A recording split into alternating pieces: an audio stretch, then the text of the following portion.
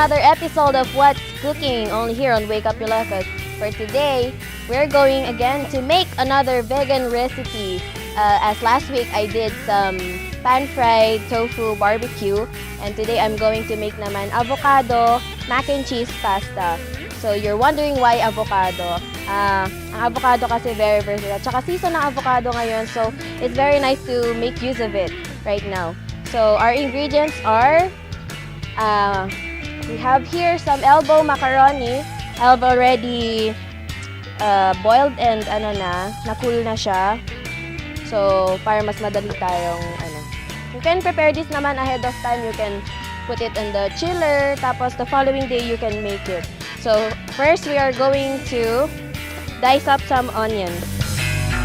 Very essential to every recipe that I make, onions and garlic. So I'm not gonna chop them, I'm just gonna dice them para may texture ang ating pasta. Tapos yung garlic natin, about 4 cloves. Again, ika-crush muna natin siya. So nahit na natin ang ating pan, so we're gonna add now. Again, I'm gonna use canola oil. If you don't have canola oil, pwede rin vegetable oil or olive oil. Since this is a vegan dish, we're gonna use canola. Canola is zero trans fat. Kaya, maganda siyang gamitin sa mga ganitong klaseng diet food. So guys, kahit nagda-diet kayo or whatever na kailangan pa rin ng carbohydrates. So we're gonna use pasta for this recipe.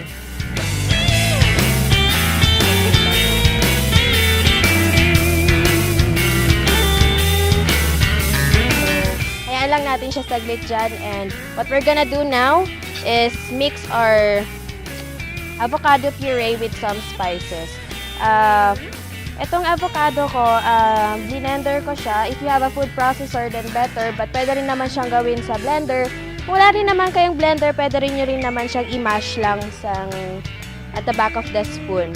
So with this, you come up with this, no? And we're gonna add some turmeric. If you don't have turmeric, pwede rin kayong gumamit ng curry powder. So we're just gonna add about a teaspoon. Tapos, cayenne pepper for a little spice and color. Kung wala kayong cayenne pepper, pwede rin kayong gumamit ng chili powder. And again, thyme. We're gonna use dried thyme. About a teaspoon din. I-incorporate lang natin to. I-mix lang natin siya. Guys, as you can see, hindi ko siya minix while I'm cooking it on the pan. Ayoko kasing mawala yung integrity and flavor. So, pag na-incorporate na natin siya, pag nakita nyo ng ganyan, i-add na natin ng ating bell pepper for color and of course for flavor. Maganda kasi pag nakikita mo yung green, tapos may konting red, may konting yellow from the turmeric. Lower down the heat. I-add na natin yung ating elbow macaroni pasta. I-incorporate lang natin siya. Okay. Tapos magbubukas lang tayo ng all-purpose cream. Lagyan natin ng cream. Pag na-incorporate na natin siyang ganyan, simmer lang natin, hayaan lang natin na mag-heat yung pasta.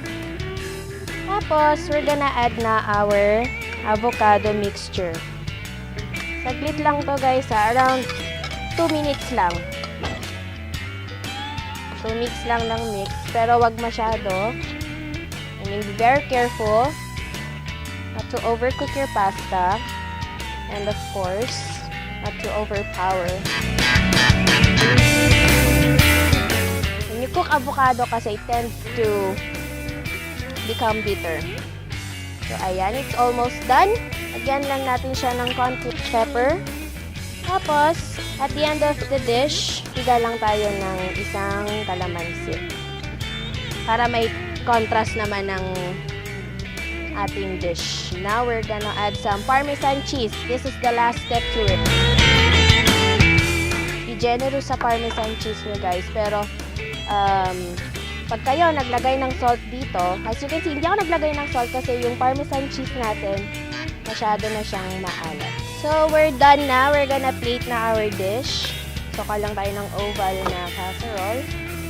Guys, kung sawang-sawa na kayo sa mga spaghetti, baked macaroni, Alfredo, and any other type of dish, I suggest you should try this. Para naman may variation pag kayo ay isang pasta lover, ma-appreciate nyo talaga to. So with this, again, we're gonna top some Parmesan.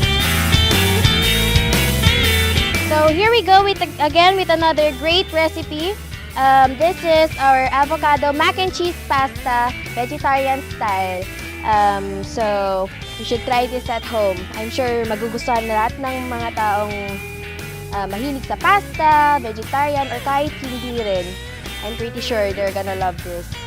Again, I'm Chef Sam. For more recipes and tips, join me again next time on another episode of What's Cooking, only here on Wake Up Ilocos. Thank you.